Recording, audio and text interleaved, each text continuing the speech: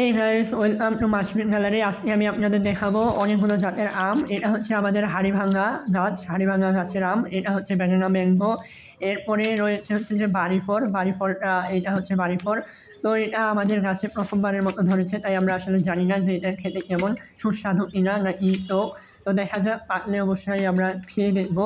এরপরে এটা হচ্ছে একটা বড় জাতের ছাতা পড়া আমের গাছ, মানে বড় জাতের, এটা 1 থেকে 1.5 কেজি হয়ে থাকে একটা আমে। তো এইখানে দেখতেছিলাম আমগুলার ওই যে পিছনের দিকে একটু পচে গিয়েছিল, এগুলো আমগুলো পড়ে যাবে। এরপরে এটা হচ্ছে যে মিশ্রিভোগ আম, মিশ্রিভোগ আমটা খেতে অনেক ভালো। এরপরে দেখতে পাচ্ছেন এটা হচ্ছে আশ্বিনী আম, এটা আশ্বিন মাসে পাকে, মানে আম শেষ হয়ে যাওয়ার পরে 3-4 মাস পরে এই আমটা পেকে থাকে, তখন খেতে অনেক সুস্বাদু, যদিও অনেক টক থাকে, তারপরেও খেতে ভালোই লাগে। এরপরে দেখতে পাচ্ছেন এগুলো হচ্ছে যে আচা মিঠা আম, আর কি পরিমাণে ধরেছে দেখতেই পাচ্ছেন।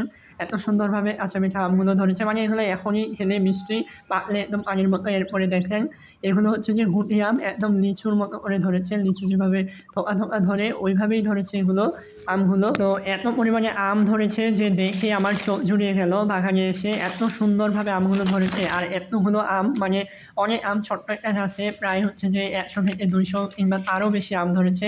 দেখতেই পাচ্ছেন যে কি পরিমাণে আম ধরেছে, যদিও আমরা হচ্ছে যে ভিডিওতে তেমন একটা ভালোভাবে দেখাতে পারতেছি না। এরপরে এই যে দেখেন, এটা হচ্ছে আমাদের ছোট জাতের একটা ছাতা পড়া আম। এছাড়াও আমাদের কাছে আরও অনেক প্রজাতির আমের গাছ আছে, বাট আজকে এই পর্যন্তই। Thanks for watching this video.